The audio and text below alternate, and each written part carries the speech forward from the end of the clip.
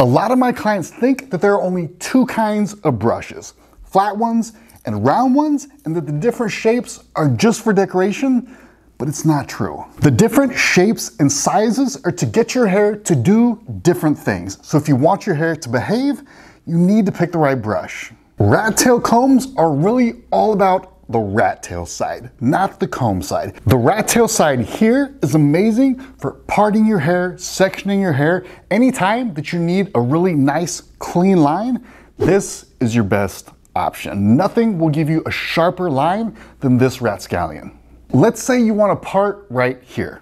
Cool. You're going to use this other side to get all the hair going in the same direction. So when you come in with the rat tail side here, it'll give you a super straight line. Regular combs are super straightforward. They're kind of like your all-purpose comb. They can do a whole bunch of different things pretty well. We have one of these at every station in my salon, and it's really only for one thing, and that is flat ironing hair. When you flat iron, it's really important that your hair stays straight for a long time. You need to give your hair 3 days rest before you use heat again. You cannot be using heat every day or else you're going to torch your hair. What you want to do is use this to line up all the hair straight before it goes into the flat iron, which keeps it straight longer. It also helps to spread the hair out evenly before it passes through the iron. If you're like a lot of my clients, you're just using your hands and flat ironing with your hands, doing it as quickly as possible.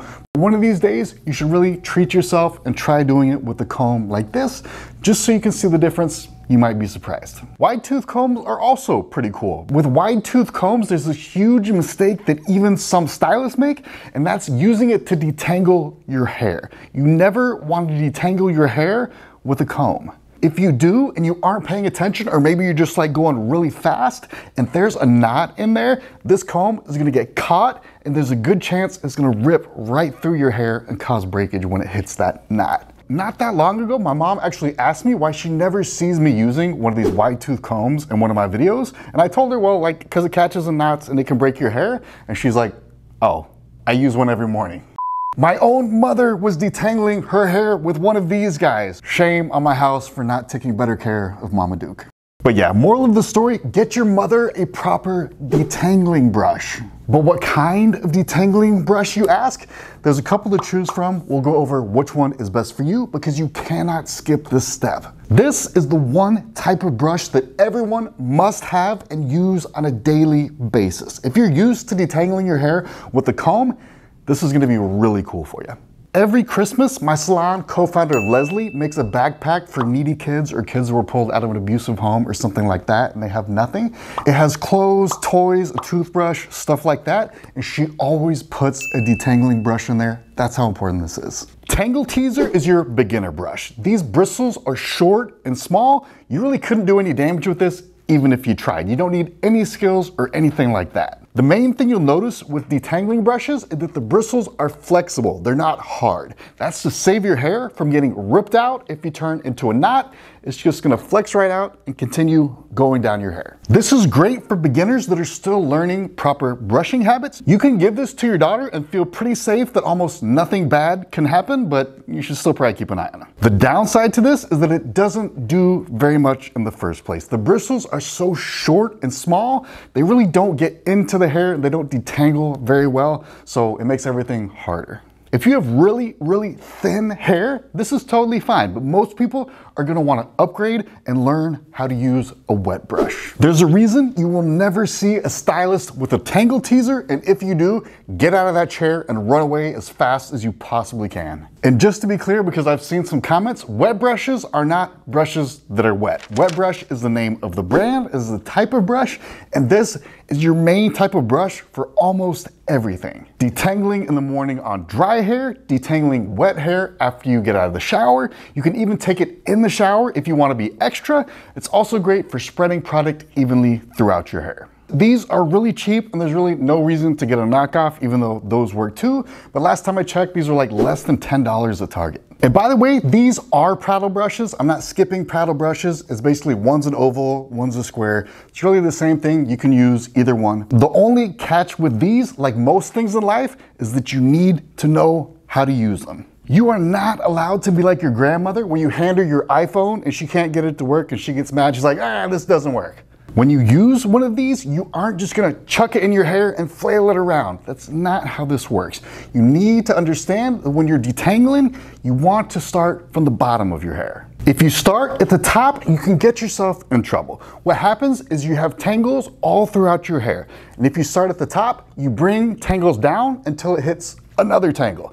And then you'll bring another one down until it hits that, and you'll end up with all these tangles getting stuck right on top of each other. Please don't do that, because when you get that many all on top of each other, it makes it a lot harder to get them through. Show you a much easier way. Instead, start at the bottom of your hair. The only way to get rid of a tangle is to brush it out through the ends of your hair. That's the only time it actually goes away. So by starting at the bottom, you never allow tangles to pile up. You get one at the bottom, take it all the way out, it's gone. Go up a little bit higher, bring it down, get that tangle out of there, go back up to the top, and you'll slowly work your way through. Actually, it's not that slow. It's really quick. Just start at the bottom, don't start at the top. Much faster, much safer for your hair.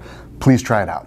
Another thing to keep in mind is if you ever have a hard time getting through with the wet brush, just angle it a little bit like this so the bristles aren't going all the way in, and boom, boom, boom, done, done, done. Much easier. But there's one brush for detangling that I like even more than this guy, and it is called the Mason Pearson brush. This is hands down the best detangling brush on the market, but you should never ever buy this thing. I steer all my clients away from it. This is $240, which is just way too much to spend on a brush, especially if you're really good at losing expensive things like I am. It's all just a story they're telling you to justify charging $240 for a hairbrush. They could easily make this cheaper if they wanted to. If Elon Musk can take the price of a rocket launch from $4 billion all the way down to $10 million, you can make a cheaper brush, Mason Pearson. What are you doing? Anyway, let's talk about why this is the best detangling brush out there. In terms of what it does, it's basically the same of the wet brush, but it's a little bit better at getting there. It detangles a little bit faster because it has more bristles, and it feels smoother in your hair, again, because of more bristles. In the end, your hair will look exactly the same. It just gets you there a little bit faster, feels a little bit better in your hand. So there's no way in good conscience I can ever tell you to pay $240 for minor convenience. But at the same time, these are very good quality brushes. They're built to last. I know people who have literally had them for 10, 20, 30 years. You can pass these down to a family member. They last. I also want to touch on one last thing that's actually hurting a lot of you guys at home right now. Brushes do not make your hair shiny because they spread oil over your hair. That is not how it works. This is a color ring for extensions. We used to have this at the front desk so people could look at it and match their color to their extensions. By the end of the day, every day it would look crazy like this because people would play with it and look at the colors. To get it looking smooth and shiny and attractive again, we would take a wet brush, run it through a couple times, and it would be smooth and shiny, good as new. And guess what? There's no scalp to produce oil in this. There is no oil on the wet brush. These brushes automatically shine hair.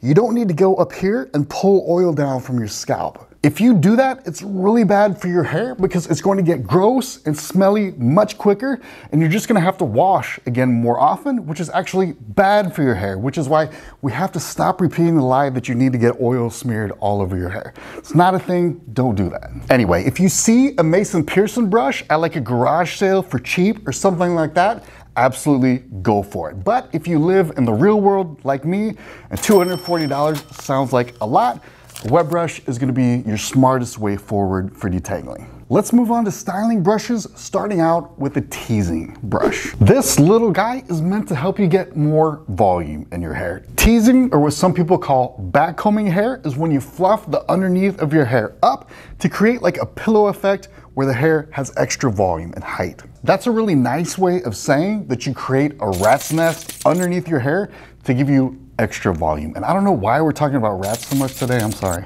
So when you're doing this, this can get a little messy, and keep in mind, you're intentionally creating tangles when you do this, so you don't want to get too crazy. It actually takes some skill to hide all the tangled hair underneath, so this is not a beginner thing. And remember, if you do this, you're not going to be able to run your hand through your hair, or else it's gonna be kind of weird. Personally, I prefer to get volume from blow drying anyway, so let's move on to boar bristle round brushes. These are super interesting because at one time, all of the bristles on here were actually on a living boar. The only thing about these is I always feel so bad for the animal.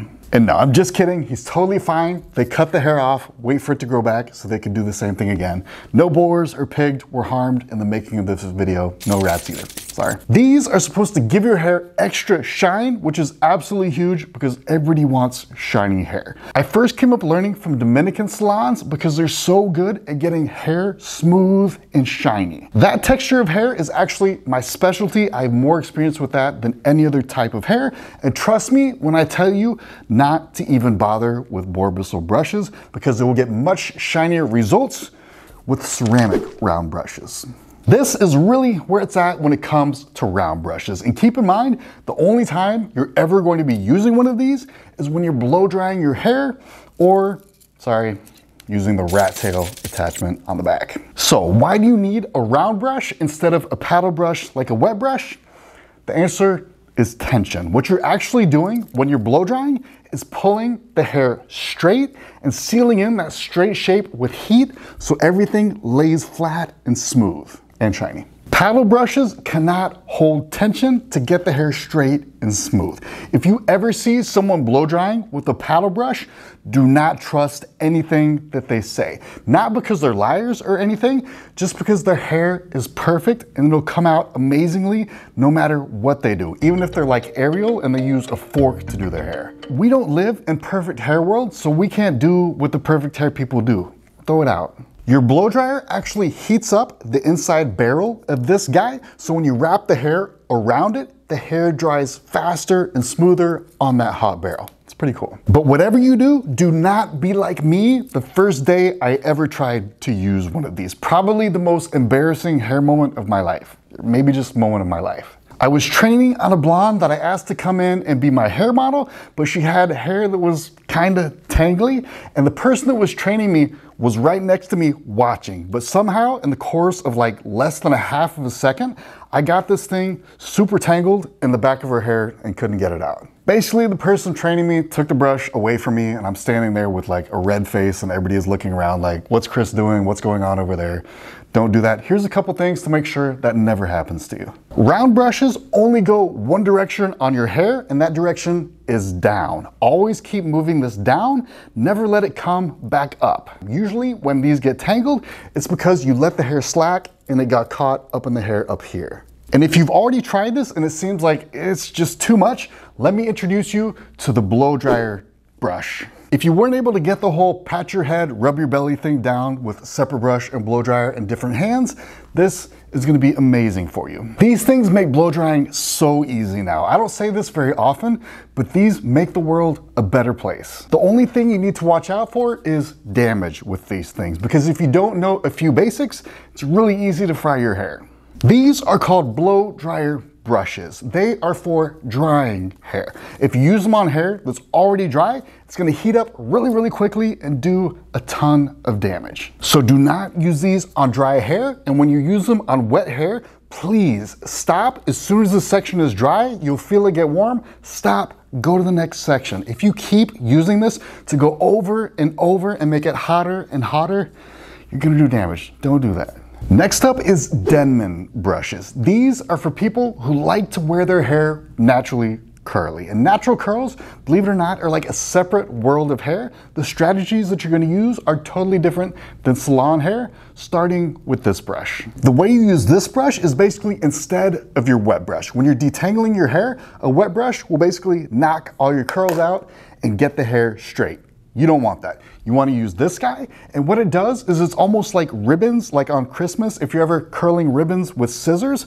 This basically goes through the hair, pulls in a certain way that lets you keep the curl and enhances your curl. Try this out. My co-founder really likes it on days that she goes curly. All right, guys, thank you so much for hanging out with me today, even though we have a rodent problem. If you're looking to start your healthy hair journey, please check out my recommended product list. It'll walk you through everything. It even has a quiz to find your exact hair type. I hope to see you again next time. Take care.